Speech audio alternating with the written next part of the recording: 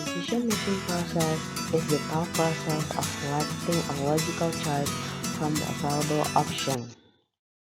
When trying to make a good decision, a person must consider the positive and negative of each option and consider all the alternatives.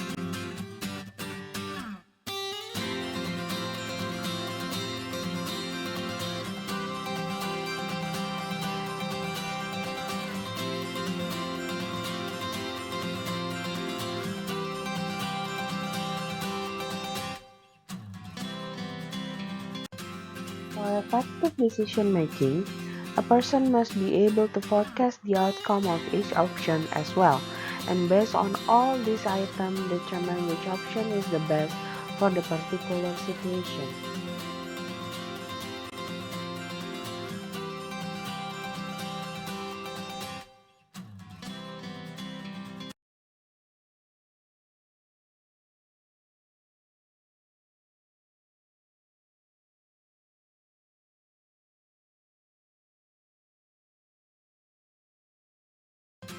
I'm Mia Rosyawati Wasril.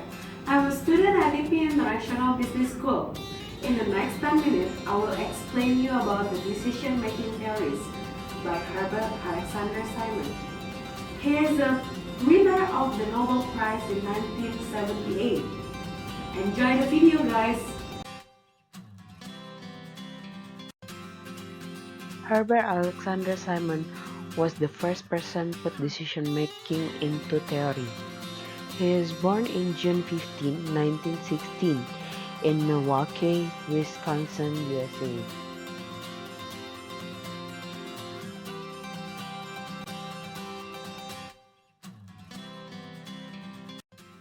Simon studied about economics at the University of Chicago in 1933.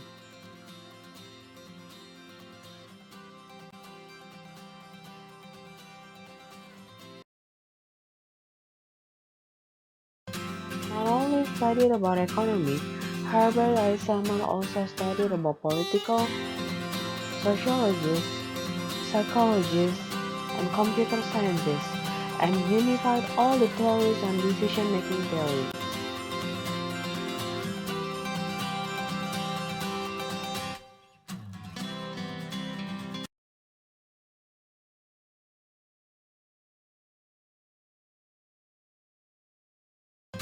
He is the winner of the Nobel Prize in Economics in 1978 for his contribution and the pioneer research in the decision-making process within economic organizations.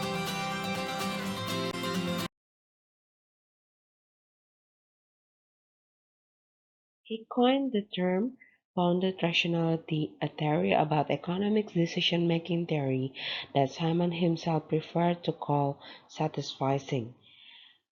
The combination between the word satisfaction and suffice.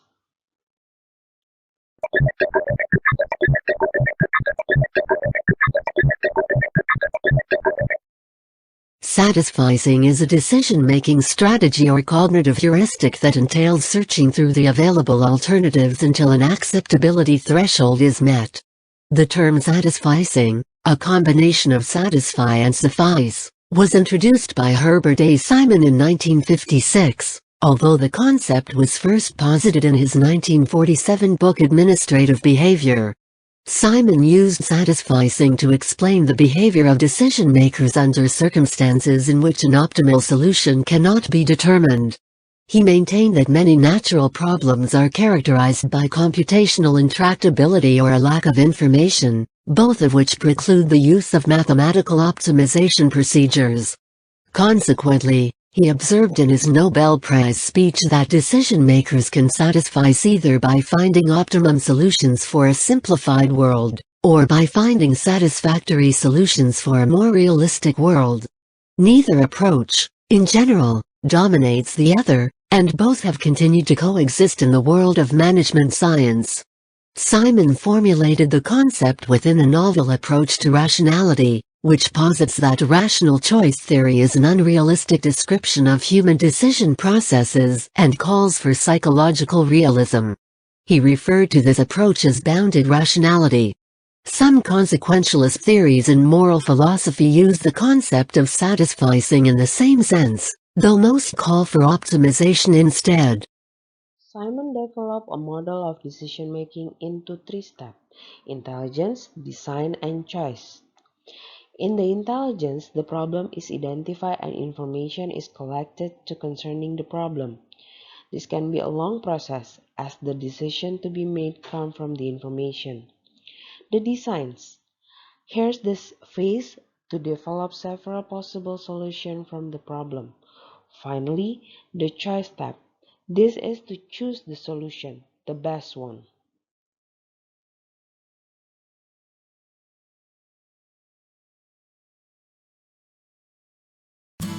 Next, we discuss about the intelligence phase. This phase consists about finding and collect data, identify the data, and formulating the problem or situation that we call for decision. And the result of this process, we call it as problem statement.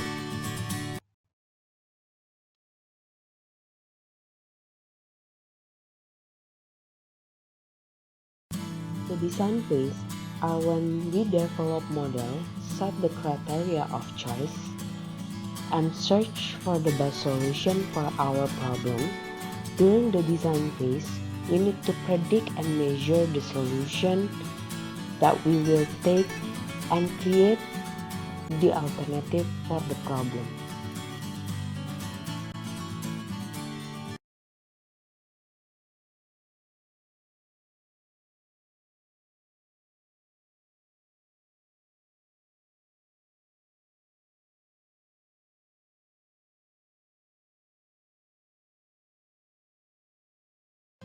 In the choice phase, we pick the solution from the design phase and we evaluate the alternative that we develop in the design phase and choose one of them, and at the end of this phase, we select the best solution and make the decision to solve the problem.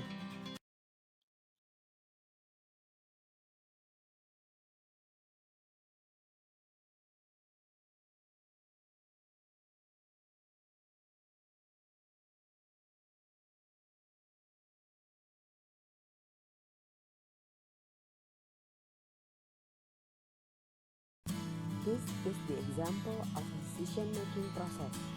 At 6 o'clock one evening, we suddenly realize we are hungry and haven't made any preparation for dinner.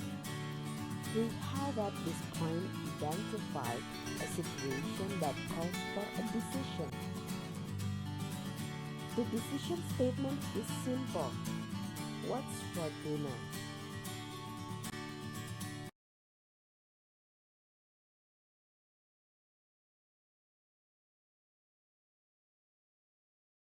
In deciding what to do about dinner, we have two broad categories of choices: cooking or letting someone else cook. If we cook, we can either use the ingredients that are already in our kitchen or we can go to the store. If we let someone else cook, we can try the fast food or fine dining restaurant to chill our stress. We might select pizza as our dinner based on quality of food, low cost, and also basic needs of speed. But we don't want to go to the fine dining restaurant or go to the fast food restaurant. Then we realize that we can ask someone to send it to our home and pay the bill for our pizza at the home. This is satisficing we talk about. Let's hear what Simon thinks about decision-making process through this video. From the very beginning, even before I really had committed to economics, I got interested in how people make decisions, how they make choices. That's what we spend an awful lot of our lives doing. Shall we go down this road? Shall we go down that road? Shall we buy this? Shall we buy that? I got interested in that problem as a result of a special project I did for one of my professors at Chicago, in which I was studying how a recreation department in the Milwaukee city government was making decisions, how they decided whether to hire more playground leaders or how they decided whether to plant another tree on the playground. That led me into economics, which of course is centrally concerned with decision making. So I think really the difficulty of decision making centers very much around the degrees of uncertainty that relate to the decision and to the gaps in our knowledge, the things we don't know anything about. And if you find an area that has those characteristics, it's going to be a hard decision-making area. Maybe in human behavior, as the political campaign is, or it might be a matter of physics. Decision-making with respect to the environment, with respect to global warming, is not very easy at all, for the same reason. Because we don't know how to build models that will, in any realistic way, we don't know yet how to build models in any realistic way, predict even whether there is warming or how large the warming is or what the effects are going to be. Is it going to melt the ice caps or isn't it? It's that uncertainty that makes decision making difficult. Okay guys, let's hear about several CEOs talk about decision-making process in their organization. Check it out. We make countless decisions every day. Some of these are no-brainers, like, I'm out of milk, I need milk for my breakfast, I better get some milk now. But other decisions are more complex with serious consequences. Making a decision is choosing between a set of alternatives. Within organisations, employees are asked to make decisions every day. And the decisions that you make as an employee will affect not only how you do your job, but how others perceive you. Now let's listen to our panel of guests and some others on how they make serious decisions. What's the hardest decision you've ever had to make in your life? Rob? Oh, you probably would one... Let's hear from a CEO on what she expects from her staff when they have to make a decision. Decisions, well, they're fascinating. And one of the things that often really drives decisions is our personality. Some of us like to make decisions fairly objectively based on fairly concrete information. Other people are much more subjective about how they make those decisions. So I find it's actually really useful to try and develop, to have a framework that enables you to get things down on paper so that you can actually see for yourself. That I really test is, have they thought through the logic? So what are the reasons behind why they're making the recommendations? Have they thought about the alternatives and the impact of all of those recommendations that they're making? And therefore, why is the logic that they've come to the conclusion that they've actually... That's all for today guys. Hope you enjoyed my presentation and thank you for your attention.